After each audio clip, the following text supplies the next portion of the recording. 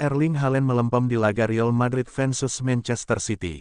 Manajer Pep Guardiola kalem, sudah tahu bagaimana cara El Real lakukan itu.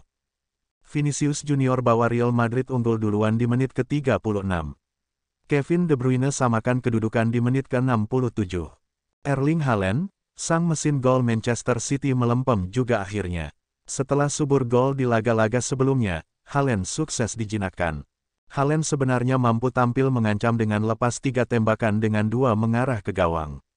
Namun apa daya, 90 menit penampilannya nihil gol.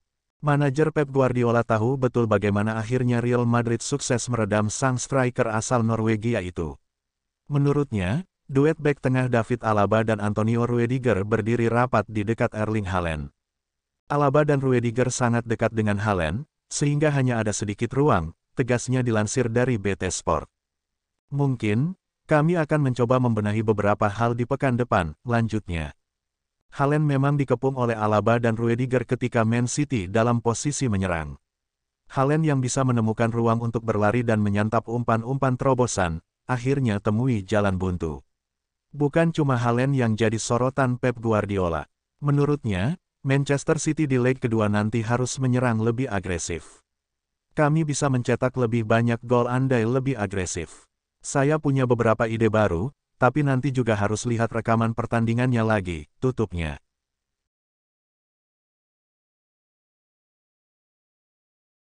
Chelsea harus puas bermain imbang 2-2 melawan Nottingham Forest. Chelsea melakukan sejumlah rotasi dalam laga melawan Nottingham Forest. Manajer interim Frank Lampard memainkan Edouard Mendy di bawah mistar gawang. Chelsea mendapatkan tekanan sejak peluit babak pertama dibunyikan. Pada menit ke-13, publik tuan rumah terdiam saat Nottingham Forest membuka keunggulan melalui Taiwo Awoniyi yang menyundul bola hasil umpan silang Lodi.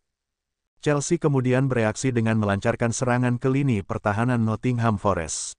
Namun, bola hasil tandukan Joao Felix pada menit ke-33 masih bisa ditangkap dengan sempurna oleh kiper Nottingham Forest kawalan Keylor Navas. Setelah itu, Chelsea terus mencari peluang untuk mencetak gol ke gawang Nottingham Forest. Namun, sampai turun minum tak ada gol yang mampu dicetak kubu tuan rumah. Memasuki paruh kedua laga, Chelsea langsung mengambil inisiatif serangan.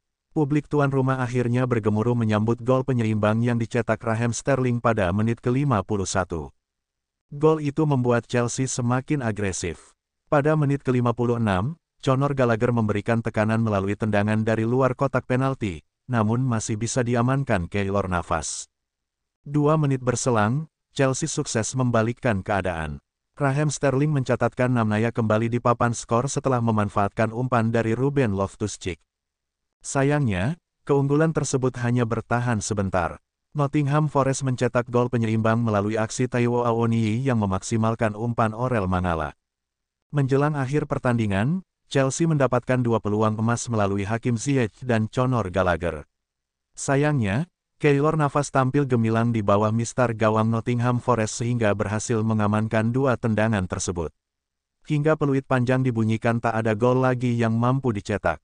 Tambahan 1 poin tak mengubah posisi Chelsea di urutan ke-11 dengan jumlah 43 angka, sedangkan Nottingham Forest juga tertahan di posisi 16 dengan jumlah 34 poin.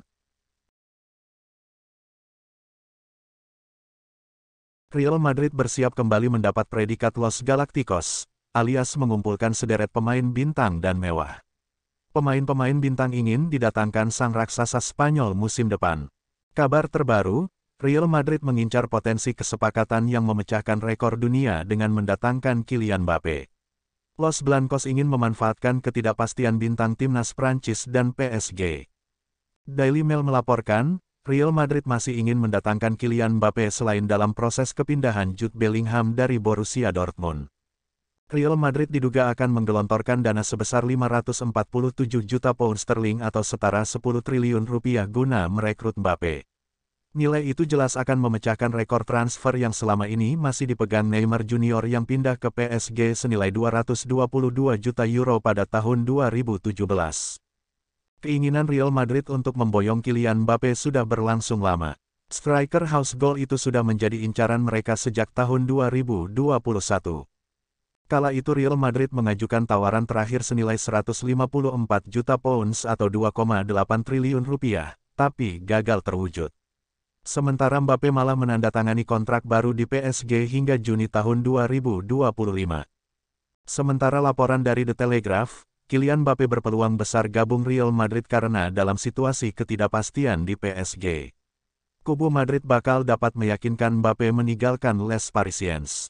Surat kabar itu melaporkan bahwa raksasa Spanyol berharap untuk memanfaatkan ketidakpastian yang sedang berlangsung di klub Prancis. Diketahui PSG berpeluang ditinggalkan Neymar Junior, hingga Lionel Messi yang pasti cabut setelah kontraknya tidak diperpanjang akhir musim ini.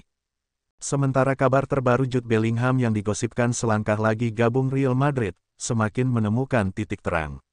El Real menjadi yang terdepan untuk mendapatkannya. Liverpool yang sempat berminat menyatakan mundur dari persaingan sejak April kemarin.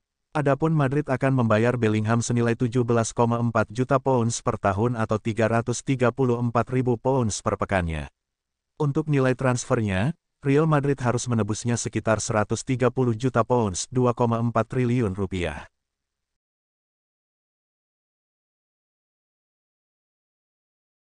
Manchester United akhirnya sukses menyudahi tren negatif mereka di ajang Premier League.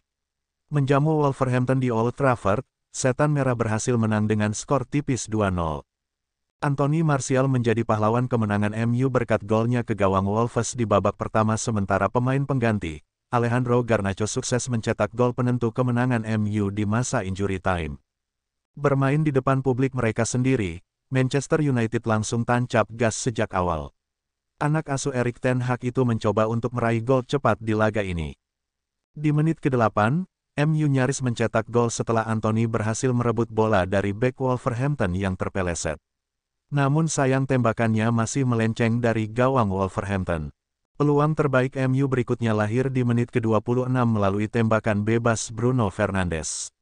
Namun Burnley mampu membaca arah bola dengan baik dan menangkap tembakan itu. Gawang Wolves nyaris kebobolan gol bunuh diri di akhir babak pertama berkat sundulan Matescunya, namun Burnley mampu menepis bola tersebut. Memasuki babak kedua, MU tidak mengendorkan serangan mereka. Setan Merah langsung tancap gas untuk mencetak gol kedua di laga ini. Namun di babak kedua ini, Wolverhampton mulai meningkatkan intensitas serangan mereka. Serangan-serangan balik anak asuh Julen Lopetegui itu cukup merepotkan Setan Merah. Manchester United seharusnya mencetak gol kedua mereka melalui sepakan Sancho, namun Burnley kembali jadi sosok antagonis bagi Setan Merah untuk menggagalkan peluang tersebut. Di menit 80, gawang Wolves kembali nyaris bobol setelah Casemiro melepaskan tembakan keras dari luar kotak penalti. Namun lagi-lagi Burnley menggagalkan peluang emas tersebut. Setelah melakukan sejumlah percobaan, Setan Merah berhasil menggandakan keunggulan mereka di masa injury time. Melalui serangan balik cepat, skor 2-0 menutup pertandingan di Old Trafford tersebut. Luke Shaw terpilih menjadi Man of the Match pertandingan pekan ke-36 Premier League antara Manchester United vs Wolverhampton. Sang bek tampil istimewa di laga ini. Manchester United kembali beraksi di Premier League. Setan Merah menjamu Wolverhampton di Old Trafford untuk pertandingan pekan ke-36 EPL 2023. Manchester United sendiri berhasil meraih kemenangan di laga ini. Setan Merah berhasil mengalahkan sang tamu dengan skor 2-0. Shaw terpilih menjadi Man of the Match di pertandingan ini. Mengapa demikian? Luke Shaw terpilih menjadi Man of the Match di laga ini karena performanya yang ciamik. Dengan pulihnya Rafael Varane, Shaw ditempatkan di posisi bek kiri. Di posisi ini, Shaw sukses mematikan pergerakan pemain sayap Wolves dengan 3 intercept dan 4 tackle sukses. Selain itu Shaw juga aktif maju ke depan, di mana akurasi umpannya mencapai angka 95,2%. Dengan performa apiknya itu ia terpilih menjadi Man of the Match di laga ini.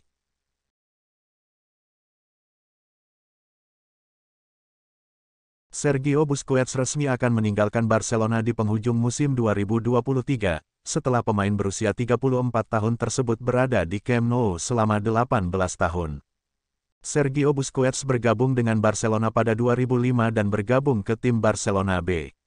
Ia memulai debutnya bersama tim senior di musim 2008-2009 saat menghadapi Racing Santander, pada waktu itu Blaugrana masih dilatih oleh Pep Guardiola. Merupakan suatu kehormatan, mimpi, sumber kebanggaan, dan berarti segalanya untuk mempertahankan dan mewakili lencana ini selama bertahun-tahun, tetapi semuanya memiliki awal dan akhir, dan meskipun itu bukan keputusan yang mudah, saya pikir waktunya telah tiba, kata Busquets, dilansir dari @5 Sergio.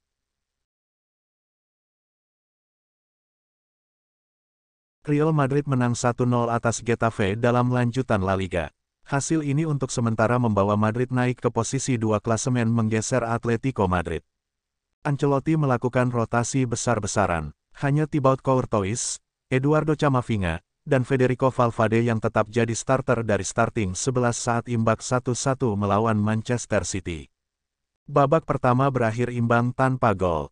Baik Madrid maupun Getafe tak banyak menciptakan peluang di 45 menit pertama. Getafe memaksa Courtois melakukan penyelamatan. Juan Iglesias melepaskan tembakan dan ditepis oleh Courtois. Tak lama setelah Getafe gagal memanfaatkan peluang, Madrid mencetak gol. Marco Asensio membuka keunggulan Madrid pada menit ke-70. Asensio melakukan tusukan dari kanan dan melepaskan tembakan. Bola sempat membentur pemain Getafe sebelum masuk ke gawang. Vinicius sempat membobol gawang Getafe pada menit ke-76 usai kerja sama dengan Mariano Diaz. Namun, gol dianulir wasit karena offside. Asensio nyaris menambah keunggulan Madrid. Umpan Toni Kroos ditanduk Asensio dan bola ditepis oleh David Soria. Berkat hasil ini, Madrid naik ke peringkat 2 klasemen Liga Spanyol dengan 71 poin dari 34 pertandingan. Sementara Getafe masih di zona degradasi dengan menempati posisi ke-18 dengan 34 poin.